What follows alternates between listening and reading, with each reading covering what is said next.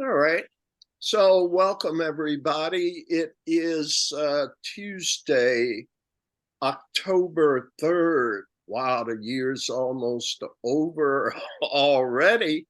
But I'm happy to report that here in Michigan, we've had a few just gorgeous days here.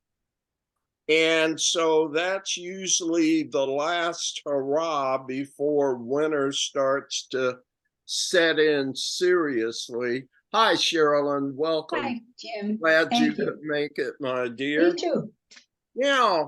Well, we just started recording, and I was Okay. just saying the official welcome to everybody.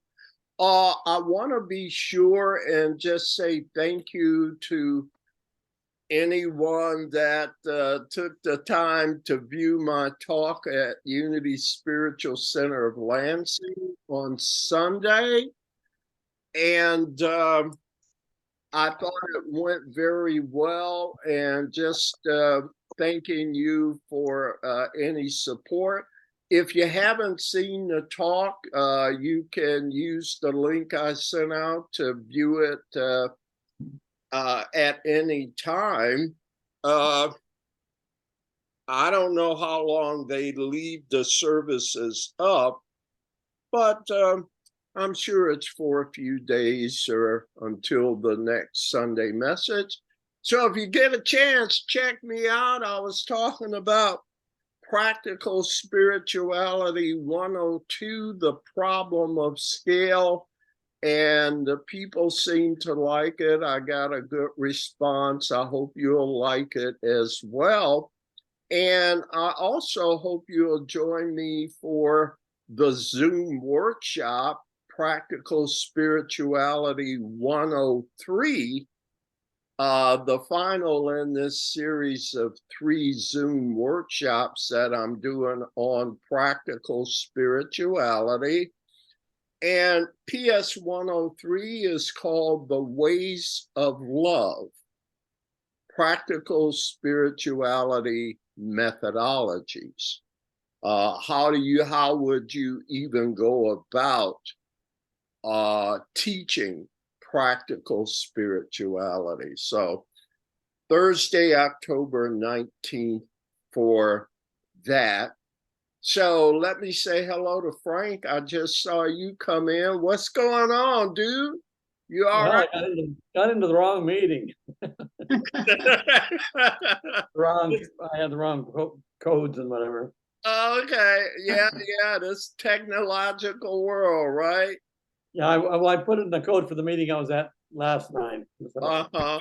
Well, Don't worry, Frank. We won't tell anybody, okay? You're still good with us, buddy. Don't tell these 9 people what I'm doing.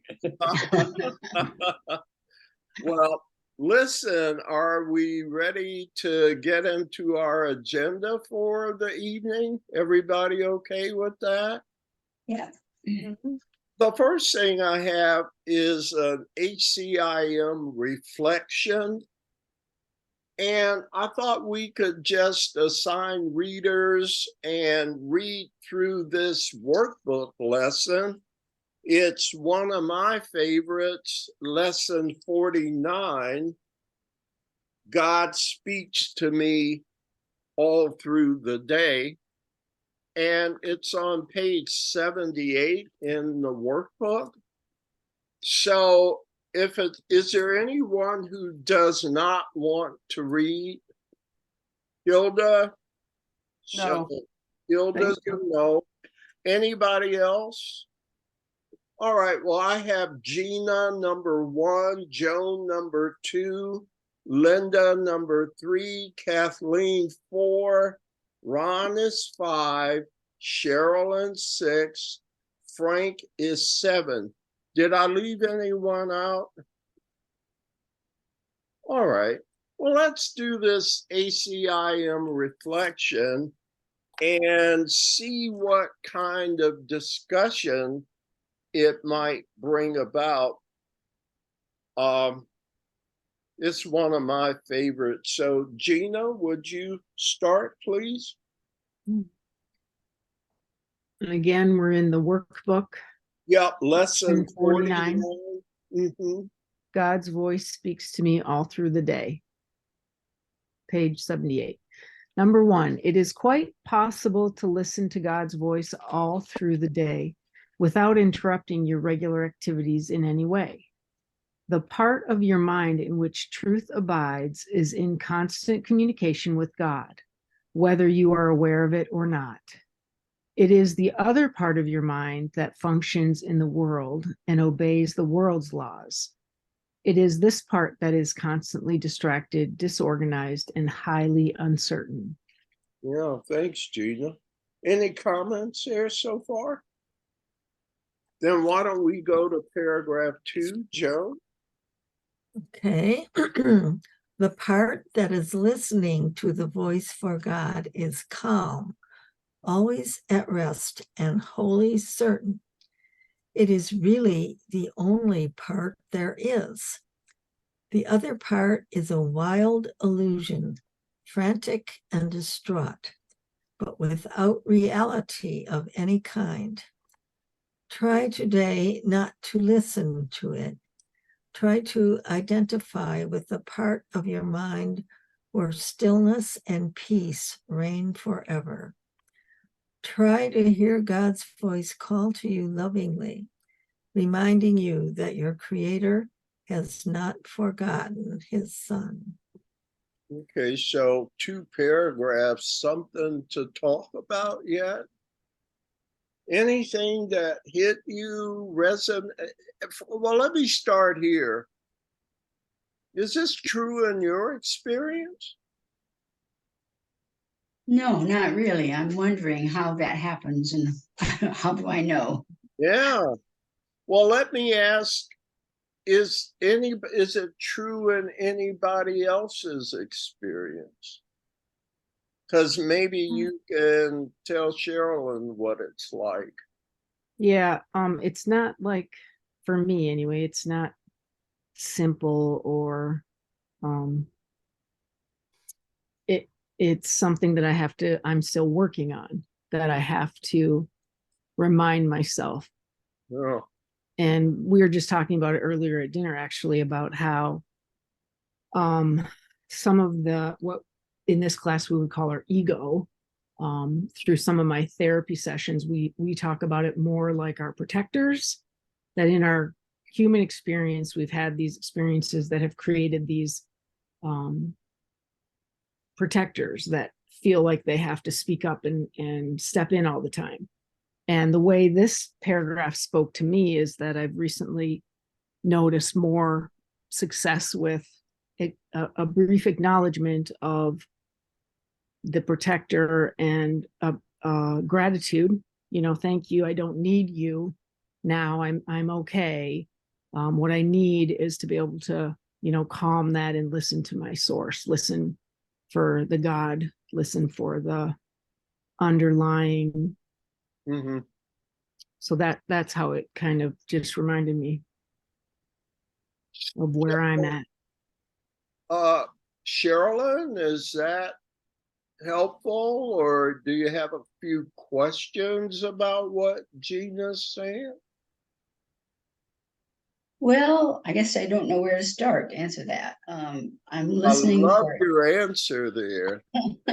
So honest. Thank you. Go ahead, though. Yeah, whatever. I guess I don't really know if I'm getting any messages or not. Mm-hmm. And I guess that's why I'm here again. Have you ever done something and you went ahead and did that, but something said either no to it, and then you ignored it and did it anyway? And then you said, I should have followed my first mind. Has that ever happened to you, Sherilyn? I guess it has been a long time, and I can't think of any specific examples, but I know what you mean. Yeah. And there are times when I've done things that I'm not happy that I've done, but I um, Was there something that said don't do it before you did it? Now that you look back? yeah. Well, I still can't think of anything like that. But No. there have been times when I've done something and then been really uncomfortable with what I've done. No. So that's kind of Go ahead, dear. Sorry. learning about it after the fact. You know? Yes. How about some of the others here? Have you ever, like, Frank, you had a comment? Go right ahead. Sometimes in situations I don't know what to do, and then I just try to go silent, as the paragraph suggests. And then suddenly a thought comes to mind, not a voice, but a thought. Try this, and then I try. Oh, why didn't I think of that before? But it was though it came to me as a thought, not a voice. And then when I did it, Go ahead. No, when I did it, then I felt that's the right thing to do. I don't know why I didn't think of it. It just popped in my head. And the thing is that the course uses the word God's voice speaks to me. So most people would think of, okay, I hear a voice that's telling me something in words. But that's not always true. It's not just limited to being a voice that speaks to you in your head in words. Sometimes, to me, the communication takes place through a situation or through a coincidence. I mistakenly turned the wrong way. I was coming home. I usually come this way, but for some reason, I made a mistake and turned the wrong way, and yet it was beneficial in some way. I normally wouldn't have taken that turn, but for some reason I did. So all I'm saying is sometimes it's more of a scenario than always being an audible voice. Y'all know what I mean? Yeah. Yeah, there are other ways to communicate, but I don't want to belabor it. Why don't we go ahead and finish this up and talk some more at the end? Is that okay? Yes. So we're up to are we up to Linda? Joe, Yes. did you yeah, okay. We're up to Linda and we're paragraph 3. Okay. We will need at least 4 5-minute practice periods today and more if possible.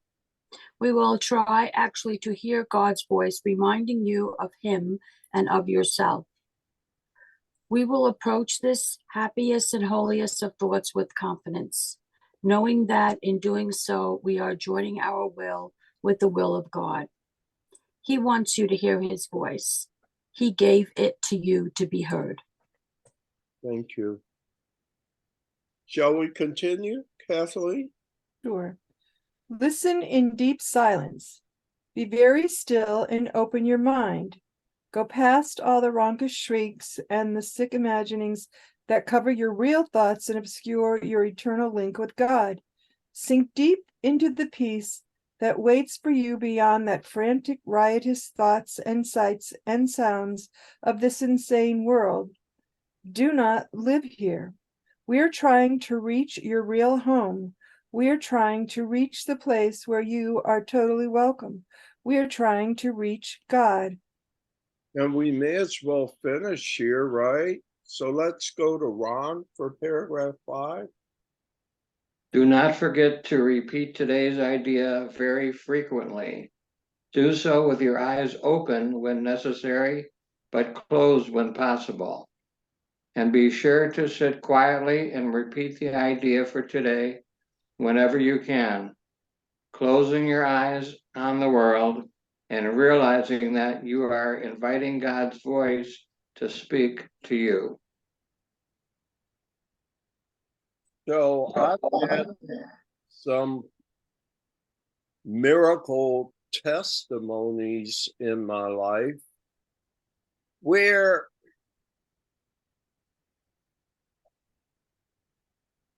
it's like this voice that's undeniable. Like, well, I was telling folks, before we officially got started here, like this Zoom background is essentially my backyard. So I have an apartment on Fort Lake in Ypsilanti, Michigan, and I've been here for 14 years so far, and I'm still enjoying it. But the way I moved here 14 years ago is I was visiting my son who lived here. And I visited him before a few times. He'd been here maybe 3 months or so. And this time I get out of the car and I get this audible. This time it was in words. It said, "Move here." I've had a few other occurrences, so I don't take them lightly, but I'm just going to tell you about this one, right? With the apartment, right? So I go up to my son's place and I tell him what happened about move here. And he says, "Well, do you want to go to the leasing office?" And I said, "Yeah, I think I'd better." So I go to the leasing office, tell them what I'm looking for. They showed me one apartment they thought would meet my needs. And it was this one out of 1,100 apartments in this apartment complex. And the thing is, the way I knew it was right is I didn't want to be like right next door to my son, but my son's moved from here. But when I first moved, moved here, I could look out my patio and see my grandkids playing on the balcony in the adjacent building. What a coincidence, right? Not too close, but close enough. And how come this apartment was the one that was vacant on the day I got the instruction? Now, I've had some other encounters with the voice, but what do you think about what I'm saying so far? Yeah.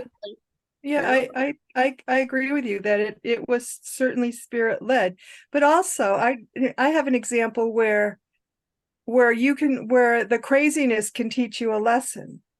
On Friday, I backed into my porch and hit the pole and almost knocked the pole right off the foundation that it was on.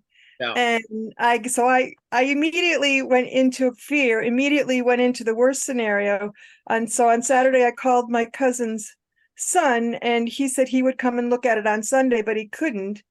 And so he came on Monday, but for 3 days, I was in that where the sentence says, the other part is wild delusion, frantic, distraught, and without any reality of any kind. So then he comes on Monday, he looks at it, gets a sledgehammer out of his truck, just smacks it, and it goes into place just like that without any problem. So the example of the problem was, Kathleen, you wasted all your energy for 3 days. And all those 3 days I kept saying, okay, Kathleen, breathe, but I kept going back into that place. And so the example of it took all of 3 minutes to fix a problem that I spent 3 days being in that in insanity. Yeah. So sometimes I think the situation itself and the solution to that situation can show you, oh, Kathleen, No. you just spent your energy in the wrong place. that's, I think, a fine example. Calm down Yeah. Yeah. and things will work out. It reminds me of Sadhguru. He says, how many times have you actually been stabbed versus how many times you thought about it? How many times have you been in a car accident compared to the number of times you've suffered through thinking about it? So the thing is, what reminded me is Kathleen said, she learned that if she just calmed down and stopped wasting her energy, the answer would be there, right? Mm-hmm. So I think that's the same kinds of lessons I'm learning. Hi, Dee, welcome. Hi, everyone. Here. We were reading lesson 49 in the workbook on page 78. And Thank you. we've just finished it, right, folks? Yeah, we just finished it. But I get the feeling that this lesson is having us practice being quiet enough to engage or get in touch with that voice. Mm-hmm. But my examples were of how that voice will jump in one way or another, not only by talking to you in words, but it'll also set up scenarios that are quite meaningful. There's scenarios you didn't plan. There's a phone call that you weren't expecting, or there's somebody you happen to meet, right? And so the voice, once you understand who's setting up these communications, you participate in them in a different way. So how do I know that this is from spirit? It has a certain feel to it, and I can't put it in words, but when I hear it, I stop on a dime, like when I moved to this apartment or when I bought my last car. Only looked at one car on the lot and I've had it now for about, I don't know, 16 years. Wow. I wasn't even planning to buy a car that day. You know, back then, car dealers weren't open on Saturday. But to my surprise, a dealer was open on Saturday.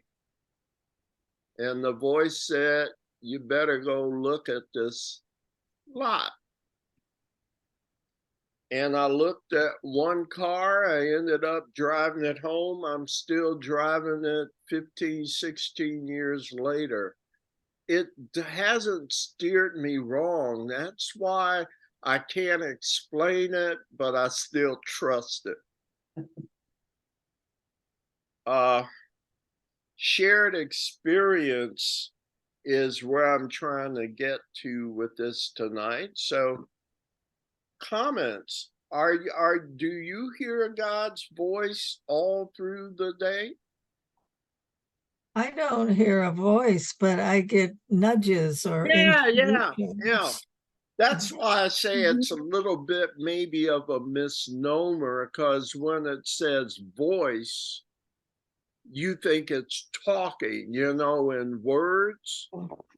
But I remember the Course says that the Holy Spirit is not limited to just one form of communication. But there's a certain feel to it. Well, you already know I'm crazy, but anybody else before we, okay, I trust that voice explicitly, even when it's counterintuitive. So I why do you will- call that crazy? If you Because trust I it. like to joke with people and hope they don't. Watch what you're affirming. Well, I guess the other version of it's kind of like in the insane asylum where all the inmates think the doctor's crazy. Yep. So maybe it's an honor to be crazy here, right? Nothing wrong with it. I was a nurse. I worked in a psych unit at Yeah. one point in time, and I always had this phrase, always listen to the voices. Oh. So I'm just happy that I believe I can hear and stay in touch with this voice, and it served me well. As a matter of fact, I try to just flow with the day and don't try and make plans per se and just flow from one thing to another. Y'all know what I'm talking. Take my hands off, and maybe I was supposed to work on this, and actually I ended up working on that, but also did some things I didn't expect. But at the end of the day, when I go to bed, I say, wow, that was a good day. I got a lot of stuff done. And it was a nice combination of relaxation and work and other little things, and the thoughts just come to you. And you may have had your plans, but you get to where you give up your plan in favor of that thought or that voice that's speaking to me all through the day. Can I get any witnesses? Oh, yeah. Are you hearing it? Are you feeling it? Dee, you said you were in the. You know, so metapsychiatry has an expression, pagal. If there's pagal around it, you go with it, which is peace. It stands for peace, assurance, gratitude, and love. Metapsychiatry sounds like a pretty worthwhile study. How long were you involved in that, or are you still? I still am. Yeah, I appreciate your references Yeah. to it. When So we, it does, the line is don't leave home without it. If there's no pagal around it, you don't do it. If there is, it's a go. now tell me pagal again. Peace, assurance, gratitude, and love. You know, that's close to how I try and live my life. It's gotten to the point where, for the most part, I don't do anything that's not easy. Yeah. I don't do anything that I'm not feeling like, if it's hard work to make it come about, it's not for me. Absolutely.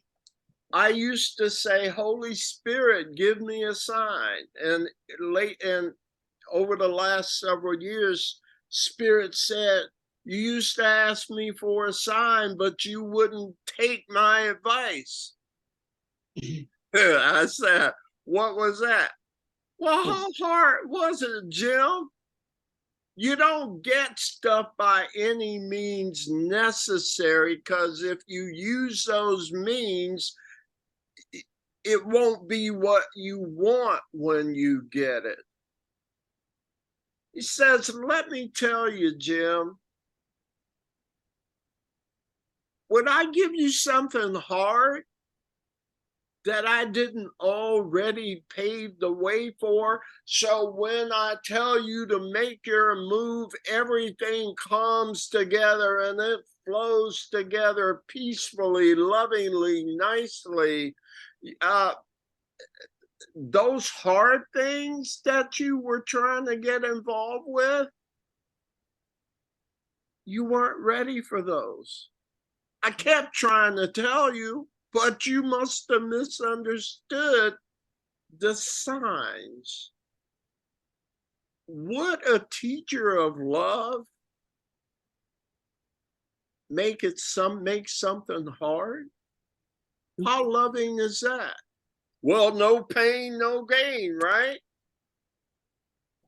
Yeah, that's what the inmates in the asylum would say. But there's another way. And again, do you know what I mean? I don't want to belabor this segment, but have you seen things in your life that just came together when the time was right and everything went smoothly? Anybody? Yes. You want to tell us?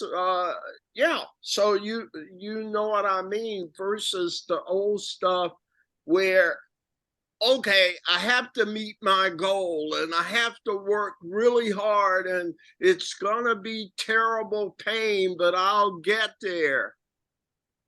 What kind of voice for love would have you involved in turmoil like that? Again, how loving would that be? So sometimes you may have to wait a while, but as it says in the Bible, he will make your crooked road straight and he'll move the stones from your paths so you don't bruise your feet getting there. He'll prepare the way. Is that sounding like scripture? And he won't have you do it until it's ready. Who is it that would have you do it by any means necessary? Ego. Yeah, the one that doesn't know anything. Well, just get on out there and suffer. That's how you get things. And the last analogy is the old rugged cross where Jesus, you know what I'm talking about in the chorus?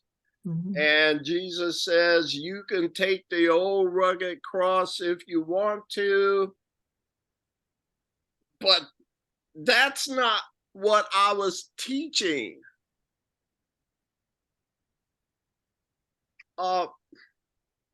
Those are not my ways. Okay.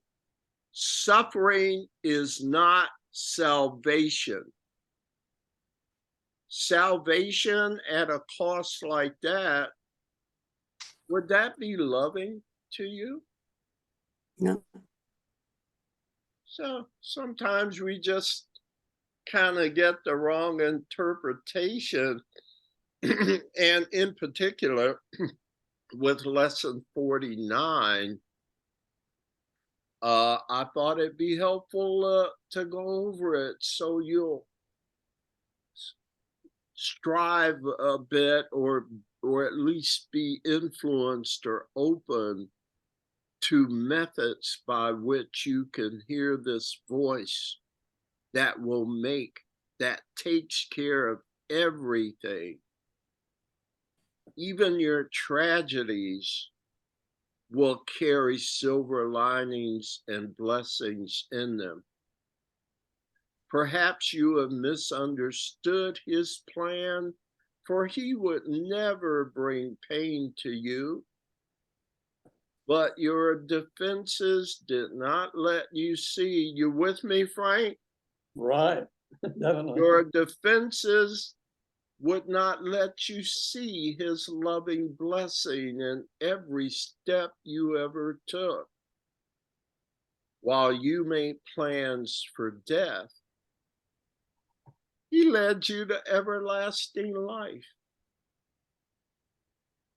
but you couldn't see it because your ego was in the way. So can God be reached directly? Yeah. God's voice speaks to me all through the day. The problem is I have to be quiet. When I say quiet, I have to surrender, not interfere, and it'll come through crystal all day long.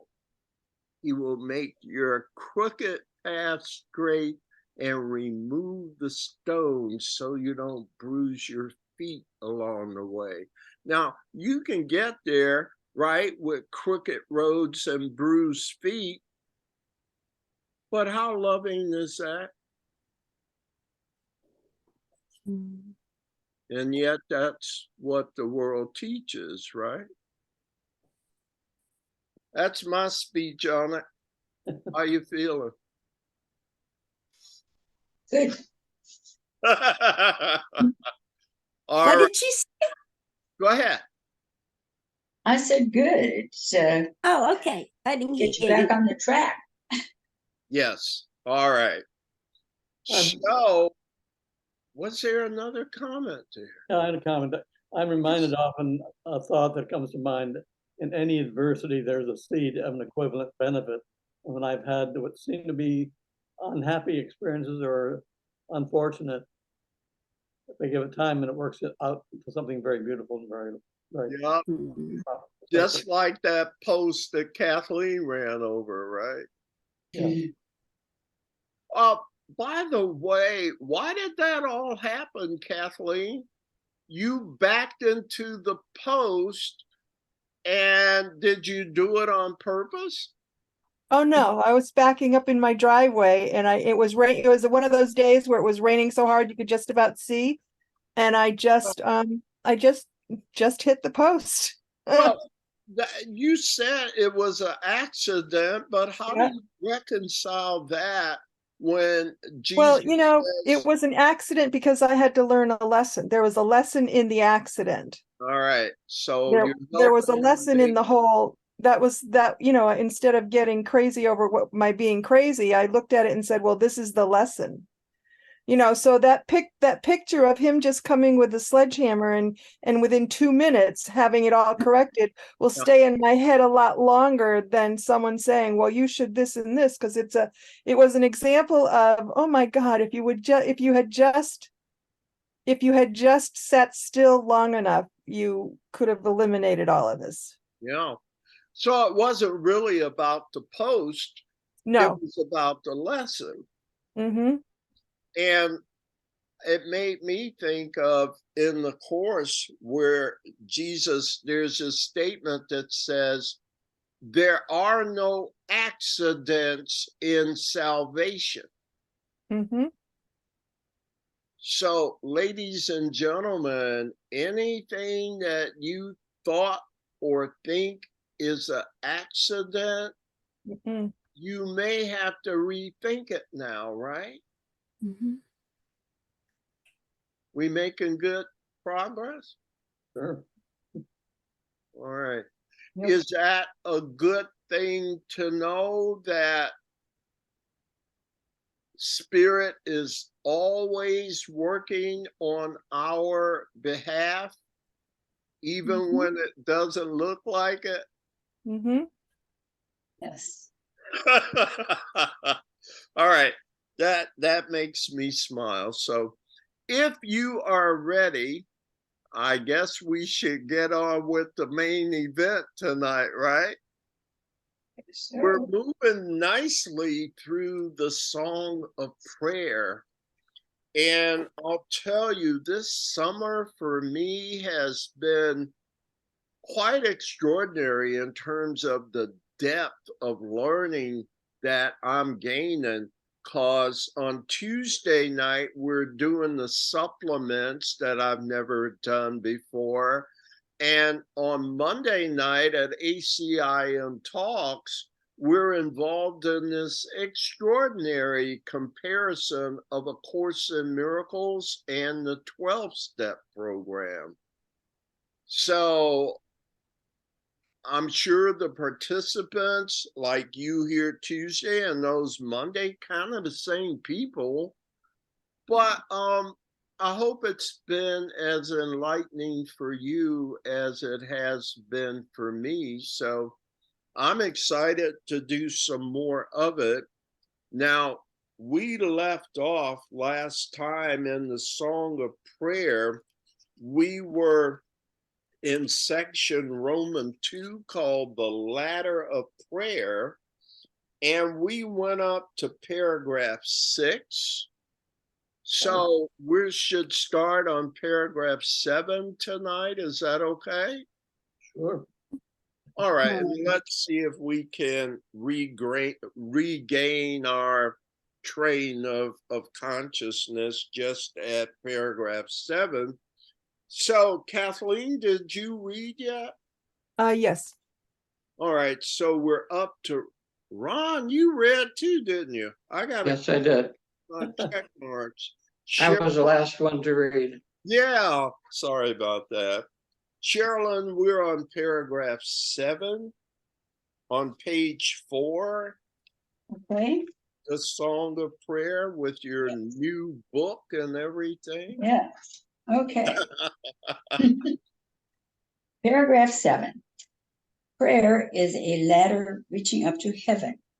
At the top, there is a transformation, much like your own, for prayer is part of you. The things of earth are left behind, all unremembered. There is no asking, for there is no lack. Identity in Christ is fully recognized as set forever beyond all change and incorruptible. The light no longer flickers and will never go out. Now, without needs of any kind and clad forever in the pure sinlessness that is the gift of God to you, his son, prayer, can again become what it was meant to be. For now it rises as a song of thanks to your Creator, sung without words or thoughts or vain desires, unneedful now of anything at all. So it exceeds as it was meant to do, and for this giving, God himself gives thanks. What do you think?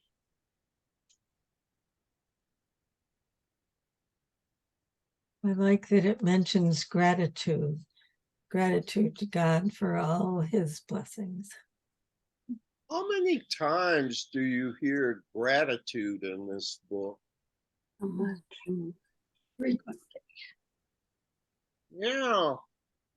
Linda, do you have a comment there at all? No? Linda? No, I guess I'm talking to myself. I'm sorry. Oh, that's okay. That's all right.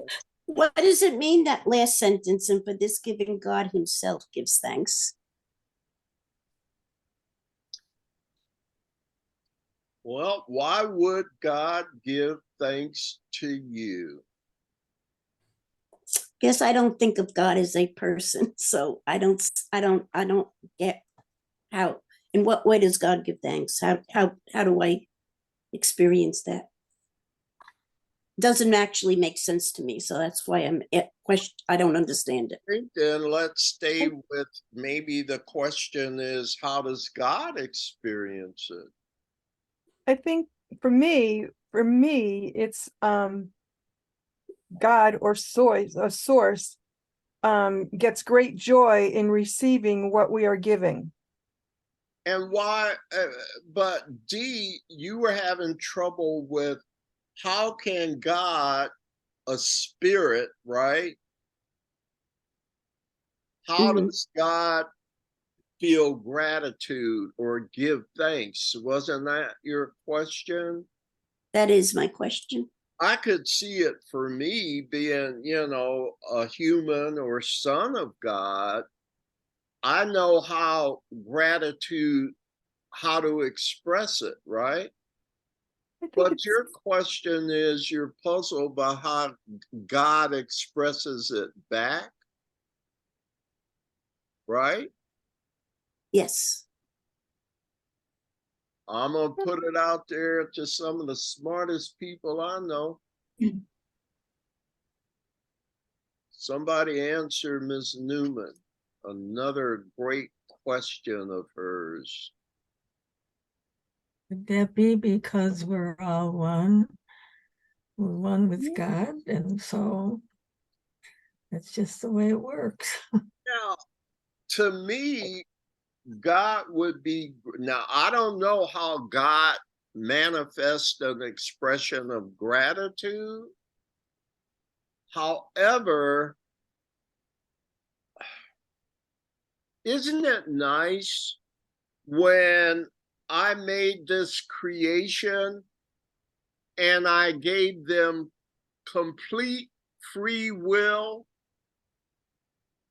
and they joined with me of their own volition? They didn't have to, they could have belabored it, but it feels so good when my kids come home. What do you think? Makes sense. I like it. And notice they came home on their own. They were not oppressed, not that I could oppress, but they came to me on my terms.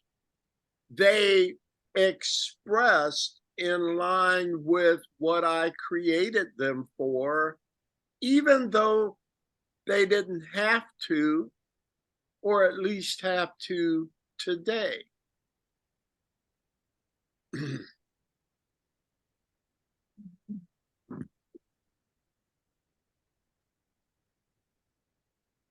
I kind of look at it as a recognition of, for us having recognized that we are part of God. Yeah. So it's really a recognition of yourself to yourself. Yeah. So I'm just happy when my kids come back to me. Let's talk about the prodigal son analogy. Dee, we're still on, generally speaking, your question. In the prodigal son analogy from the Bible, are you all familiar with it? Yes? Yes. Yes. Okay, don't make me have to tell the whole story. No. It says that when the prodigal decided to return home, he thought his father would be angry at him for squandering his inheritance.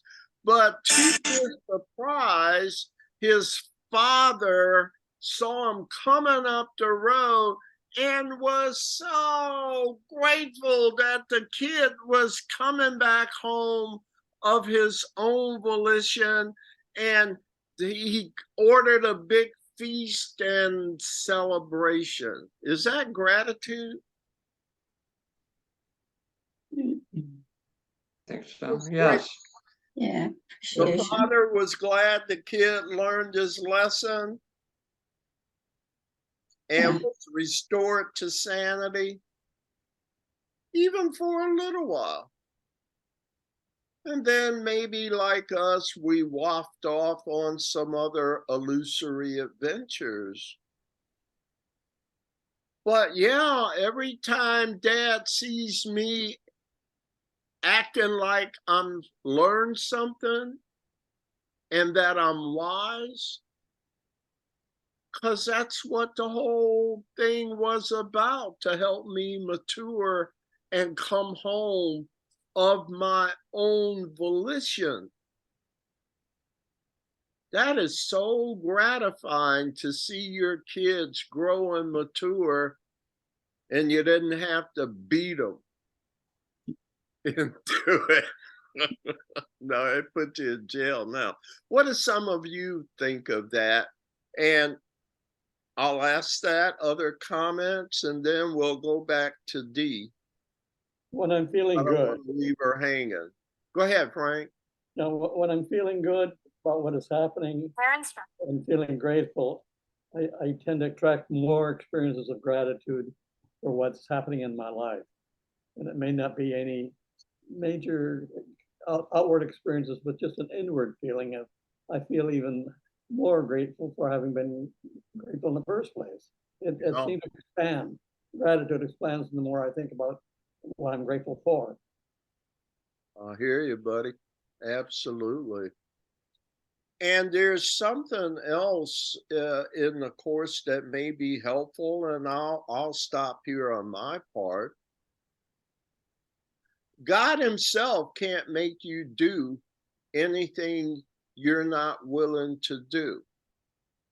Why is that? It's free will. Because will. love doesn't force. The hallmark of love. So God himself is stopped by lack of your cooperation. And yet you will cooperate in the end. But isn't it great when you come home and minimize your suffering?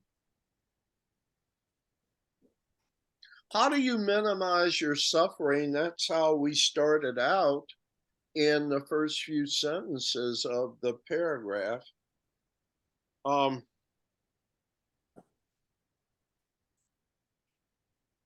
It says, there it is again. Hey, D, we're still on your stuff. Paragraph 3. Paragraph 3? I'm sorry, sentence 3. Sentence 3. How do okay. you stop suffering? The things of earth are left behind. You with me? Sentence 3. Yep. All unremembered. Is this another case of erasing yourself utterly? Totally. Yes. Is that how you get back on the ladder of prayer? Yes. Go with me real quick. It's on page 1, the first paragraph, under introduction, page 1, right? I don't have the same pages. So where are you Okay, pulling this on the it's prayer? the introduction to the Okay, Song of yep. Prayer. Sentence Okay. 1. Prayer is the greatest gift with which God blessed his son at his creation. Prayer was then what prayer is to become again. The single voice creator and creation share. Who's the creator? It's God. God. And who's the creation? We are. The song the Son sings to the Father, who is it that returns the thanks that the Son offers him? It's the Father then returning it unto the Son. Endless the harmony, and endless too the joyous concord of the love they give forever to each other. How do you get back on that gravy train, folks? Being grateful. By erasing yourself utterly. I mentioned that because we've been talking about that term at quite a few sessions, but I see it here again, back to where we were in paragraph 7, sentence 3. How do you get back on the prayer train? The things of earth are left behind, all unremembered. And what happens next? The suffering stops. There is no asking for, there is no lack. Identity in Christ is fully recognized. Y'all with me? and set Mhm. ever behind all change and incorruptible. Is that the same as forgiveness? Letting go? think so. Letting go of everything you thought was true, of every need you thought you had. And if I can let go of the illusion of needs, hey, I'm back on the train. The train that was there from the day of creation and was intended to last forever. But we were allowed a little detour because little kids have these wild imaginations, but the train never stops. It's always there. What was created then to be what it ultimately is. Isn't that the first thing it said in the introduction? Yeah. But hey, I'll give you free will. Go on and jump off if that were even possible. But you know, kids, boy, they got these wild imaginations. How are we doing? Good. Miss See, Cooley? I'm sorry. Well, Can I yeah, don't, I man. thought else was Good. talking. The end of sentence 7 in paragraph 7, it says prayer can again become what it was meant to be. What sentence is it? It's the end of sentence 7 in paragraph 7.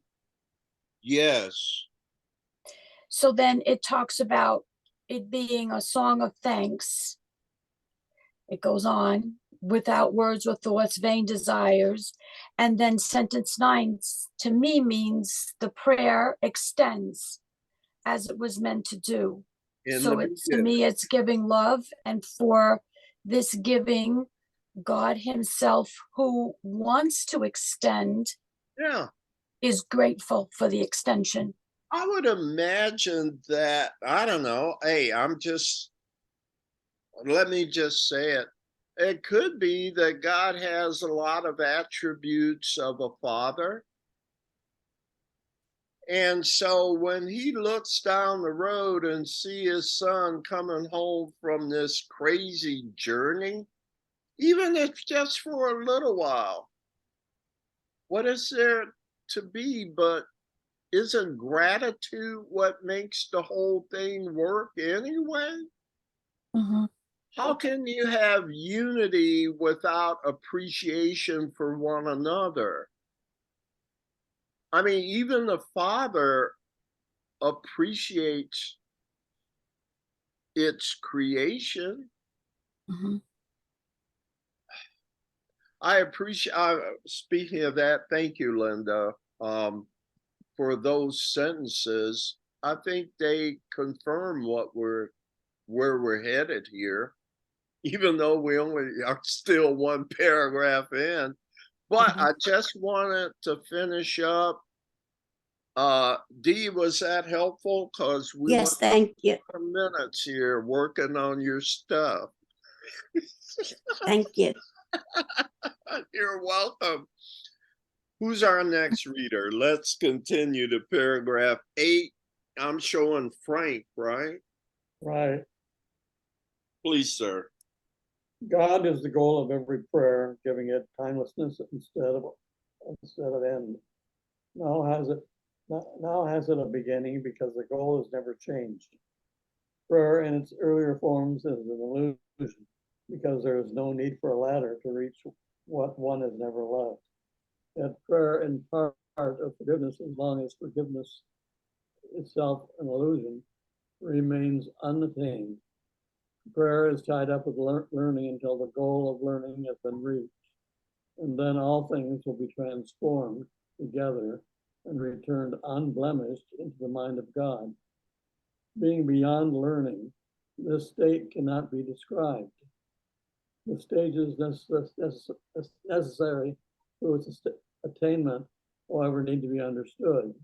If peace is to be restored to God's Son, who lives now with the illusion of death and the fear of God. Comments here?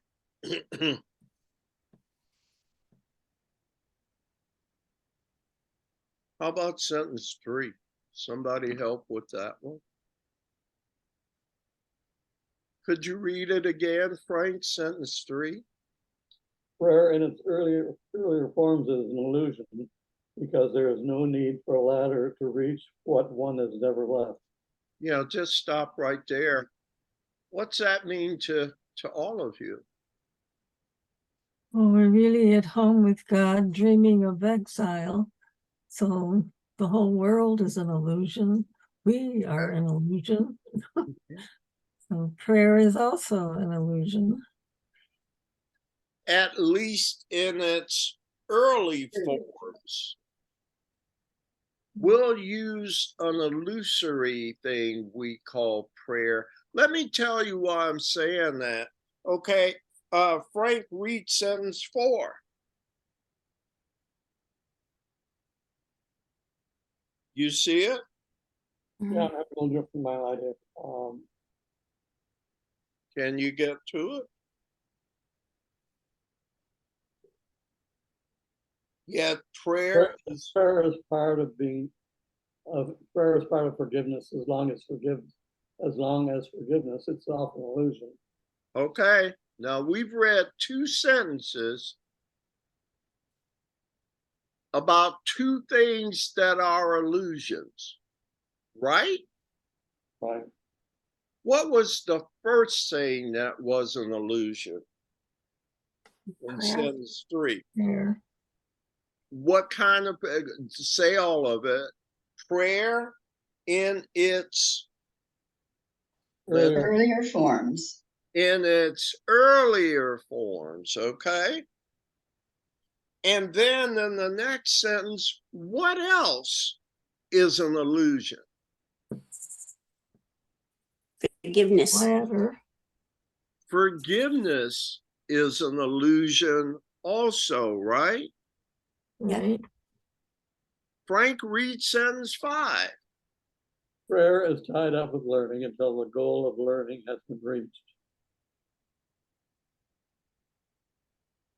And read some more. I'm sorry? Read some more, please. And then all things will be transformed together and returned unblemished into the mind of God. And one more sentence. Being beyond learning, this state cannot be described. So, is learning an illusion? Yep. Prayer in its earlier form is an illusion. Forgiveness is an illusion.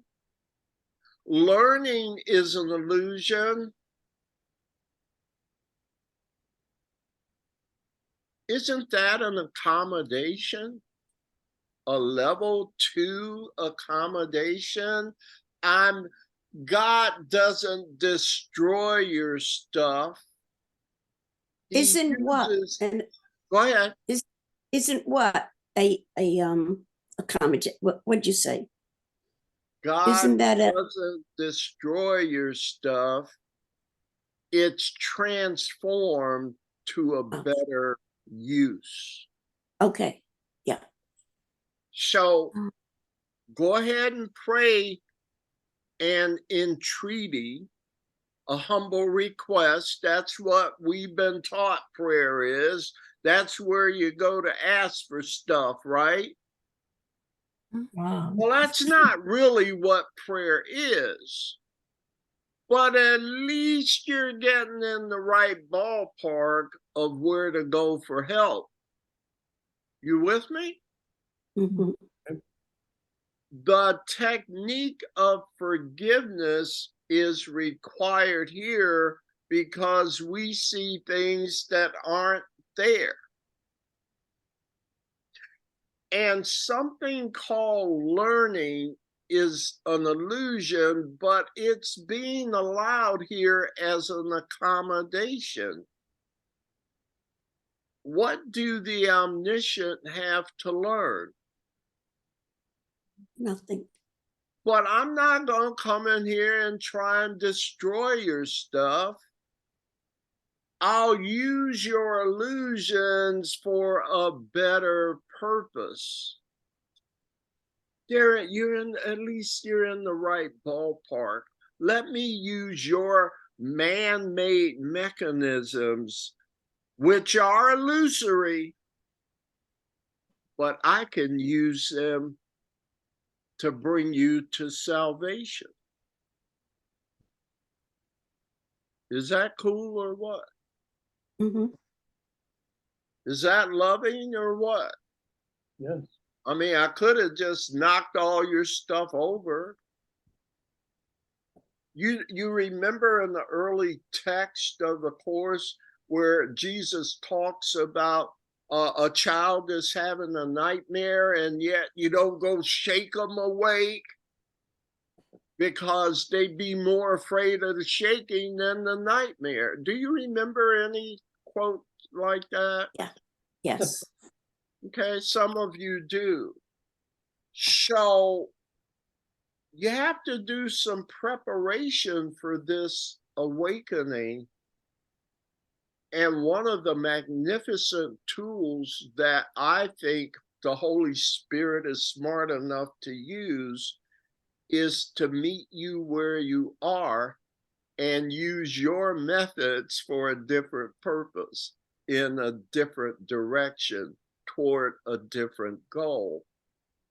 How's that coming across? Do you understand what I'm saying? Mhm. Yeah. Comment? No. Right? I should love when everybody is in agreement with me, right? That should be a good thing, right? It's reassuring. So I'm gonna take it, all right. Anything else in paragraph 8, my friends? Where's he headed with this? Was this it's called the ladder of prayer. You remember reading anything about it that would make you think of a ladder? I'm not sure I do per se. I'm just speaking spontaneously. Maybe that's how I get in trouble sometimes. Symbolically moving upwards towards God. Yeah. The And, symbolism. and maybe that we're doing it incrementally Right. is the way that is part of the plan. Okay. So what we're doing or what we've been taught isn't true prayer, but we can use what you've been taught to start getting you there to true prayer. I think that we're up to D, but we're starting a new section. So if with your approval, let's just keep going, okay? D, you ready? Yep. Section 3, praying for others. We said that prayer is always for yourself, and this is so. Why then should you pray for others at all? And if you should, how should you do it? Praying for others, if rightly understood, becomes a means for lifting your projections of guilt from your brother and enabling you to recognize it is not he who is hurting you. The poisonous thought that he is your enemy, your evil counterpart, your nemesis, must be relinquished before you can be saved from guilt. For this, the means is prayer of rising power and with ascending goals until it reaches even up to God. Here's that incremental thing again in sentence 6. For this, the means is prayer of rising power with ascending. Rising power is power in process, wouldn't you say? So it's not all just a jump there. But what other comments do you have? We said that prayer is always for yourself. So what's that got to do with praying for others, according to this paragraph? That it's our own poisonous thought. I guess sentence 4 and 5 is really powerful to me. Yeah, please read it for us, please. Praying for others, if rightly understood, becomes a means for lifting your projections of guilt from your brother and enabling you to recognize it is not he who is hurting you. The poisonous thought that he is your enemy, your evil counterpart, your nemesis, must be relinquished before you can be saved from guilt. Yeah. Let me let Ron back in here. He got disconnected. Ron, you back? You back, Ron? Yes, I pushed the wrong button apparently. All right. Well, Sorry at about least that. you had to push a button. My stuff happens when I don't do anything. It just I have that power too. yeah. Well, thank you for letting me back in. Absolutely, my friend. I don't know if you heard, we're on page 5, Roman numeral 3, praying for others. That Yes. paragraph.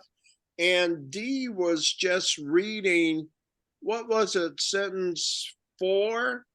Pray for others, if rightly understood, becomes a means for lifting your projections of guilt from your brother and recognizing that it's not your brother, it's you. Which is the same as forgiveness. Which is the same as, is letting go of illusions, right? Last week, I think it was Tuesday night, didn't we talk about how Jesus says, if you find the need to pray for your enemies, you're the one that needs the prayer. Right. First of all, it'll be helpful for you to understand you have no enemies. Now, as incredible as that may sound, wouldn't it be wonderful if it was really true?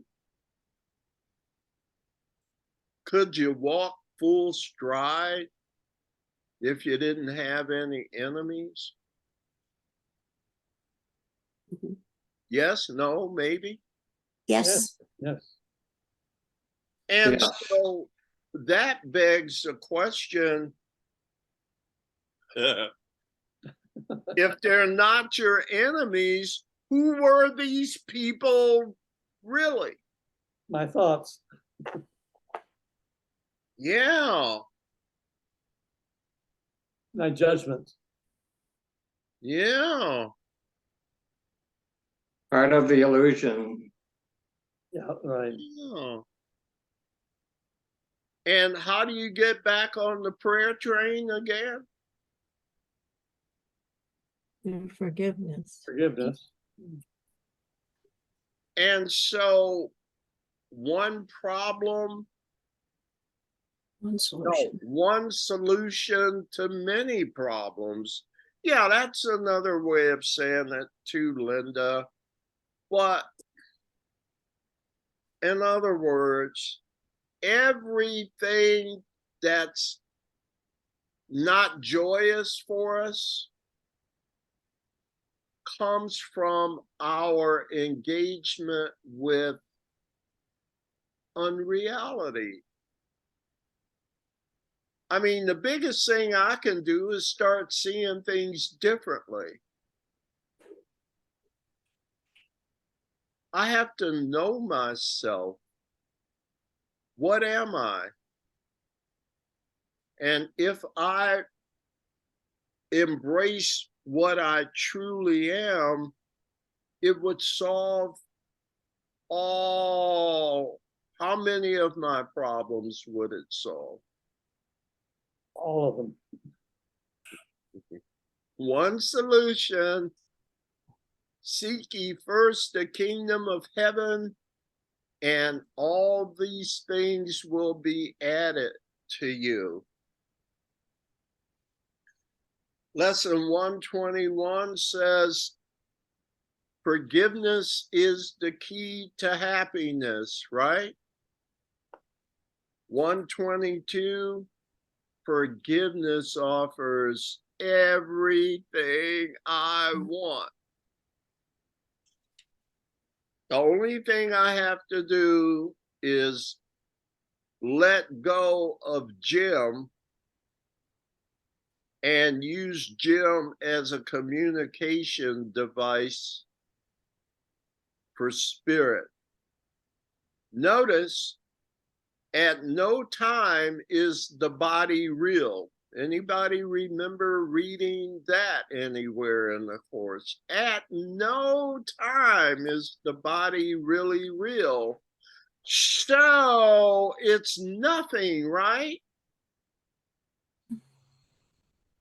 But properly used, it can be used for a mighty purpose. Not for its prowess as a body, but as a mechanism for communication. So what we're learning is to let spirit speak through us, because spirit don't have a body. And if all these people heard this disembodied voice, they'd be gone.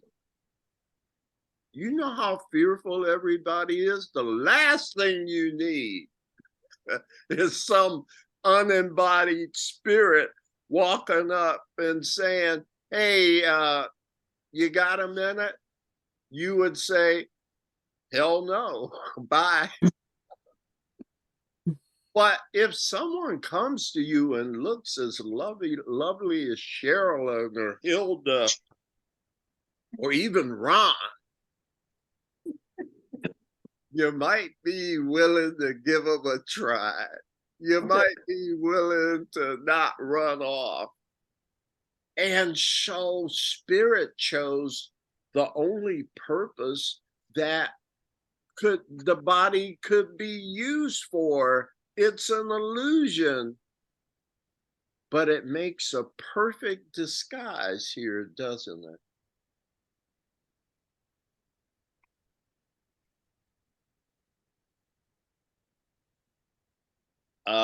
I don't know. I'm gonna comment. I heard of somebody almost. No? Mm-mm. So when I get you guys and we get into this mode where everybody's speechless, I'm just gonna take that as I'm making so much sense, and you're going, oh wow, boy, thanks. Maybe All it's right. just a recognition that we don't need the words. Yes, thank you, Hilda. Oh wow, yeah, yeah. So I'll take that as a compliment, my friends. It is. Who was the last? Frank read? Who read last? I just read. Dee just I read. did. Yeah. And we're getting near closing, but Gina, can we do one more before we get to the part with the italics? Are you there, Gina? Yep, I'm here. Mhm. And tell me where we are. We're in praying for others, page 5, paragraph 2. Okay.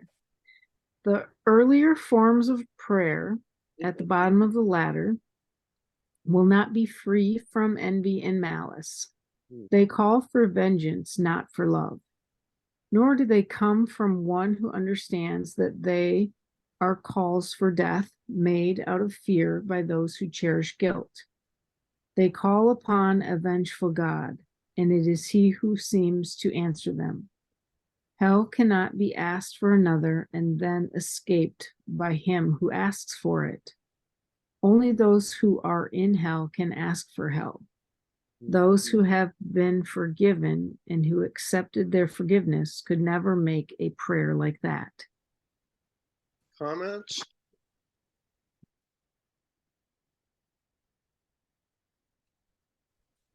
And yet, at least we're praying.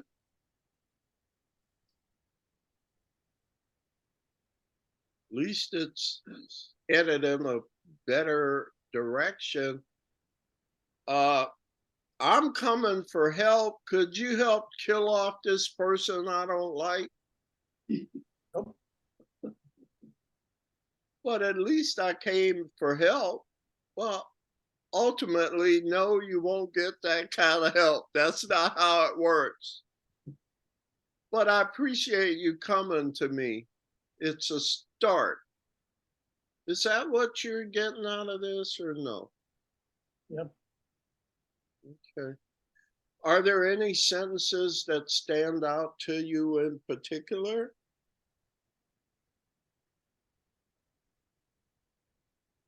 You mentioned the person going after the person you don't like. Well, look in the mirror because you're going after yourself. That's that in the early phases, you don't know that, right? Right. You're coming sincerely to ask God for vengeance on your behalf. Well, you know, we've been taught God is a fearful God. I mean, he is known in the Old Testament for smiting people generation upon generation and wiping out towns and communities. And what the course says, no, you've kind of got this wrong. No offense, but that's not true. I mean, how could God be love and smite too? They don't go together. And you're attracted to that because you were always puzzled as to how a loving God could do so many terrible things, right? And isn't it a relief to where you don't have to try and fit round pegs into square holes about loving God and a fearful God? And now we're learning it all fits. A loving God is always loving. Everything comes, that's not hard to grasp, except for illusions. That's a much simpler concept. So then we have to ask ourselves, if God is love and only love, what's all this terrible stuff I see? People who need love. Yeah. And for thousands of years, they've said, well, the answer is what you've been taught to see is not reality, right? Reality is never frightening. It could never upset me. Only illusions can be upsetting, right? Yep. So my spiritual practice is to let illusions go. If you don't think that works, try the experience of erasing yourself utterly for 5 minutes, for 1 minute, and you'll get a glimpse. That's how suffering ends, isn't it? We'll stop there for tonight. Is that good for everybody? Indeed. All right. Worth your time tonight or what? Yes. As Definitely. you know, what's coming next, right? All right, let's just do it. Okay, I'm looking screen wise. Everybody's looking extremely beautiful. And with my favorite expression. Okay, my cup runneth over. Any final comments or questions tonight? No. I wish you another good week coming up, and I will turn it over to Hildegard for our closing. The light of God surrounds us. The love of God enfolds us. The power of God protects us. The presence of God watches over us. Wherever we are, God is. I am the light of God. I am I am the light of God. I am the love of God. I am the love of God. I am the power of God. I am the power of God. I am the presence of God. I am the presence of God. Therefore, Therefore, wherever I am, wherever I am, God is, God is, and all is well. and all is well. There is nothing to fear. There is only love. nothing to fear. There's nothing to fear. There's only love. Namaste. Namaste. Namaste. I'm feeling good. I hope you are too. And let's stay on the prayer train, okay? Thank you. See you next time. Love you. Thank you. Love Bye, you too. everybody. Bye-bye. Have a blessed week, everybody. See you next week. Thank you, Bye-bye. Ron. Bye-bye.